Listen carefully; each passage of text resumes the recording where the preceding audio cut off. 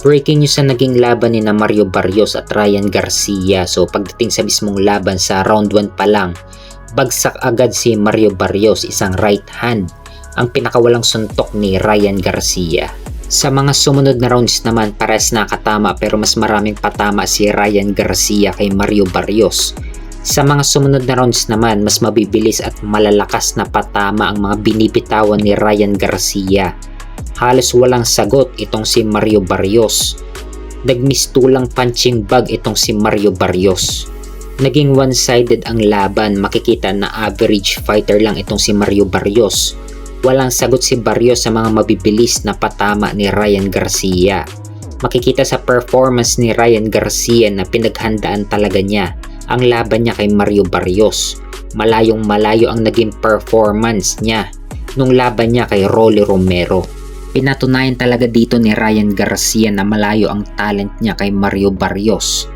Hanggang sa umabot na sa decision ang laban, panalo si Ryan Garcia via 12-round unanimous decision sa score na 119 to 108, 120 to 107 at 118 to 109. May bagong kartada si Ryan Garcia na 25 wins with 20 knockout at may 2 talo, samantala si Mario Barrios naman ay bumaba ang kartada sa 29 wins with 18 knockout at may 3 talo. Nakuha niyang 3 talo niya kay Tank Davis, Keith Thurman at ngayon naman kay Ryan Garcia. Sa post-fight interview, hinamon ni Ryan Garcia si WBO Super Lightweight Champion Shakur Stevenson. Magandang laban ito kung matuloy pero mahihirapan dito si Ryan Garcia dahil isang technical fighter itong si Shakur Stevenson at magaling pumuntos sa bawat round. Kaya abangan natin kung siya na ba ang next fight ni Ryan Garcia.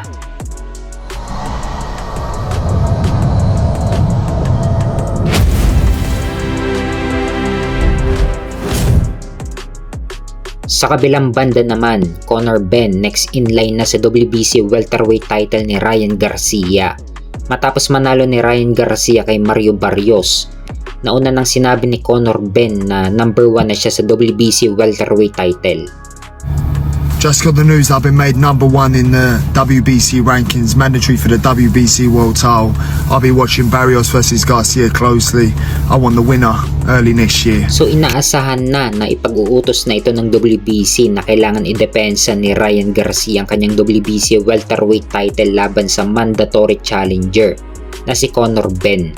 So yung possible na rematch at unification fight ni Ryan Garcia kay Devin Haney, masiset aside muna yan dahil dadaan muna si Ryan Garcia sa mandatory defense.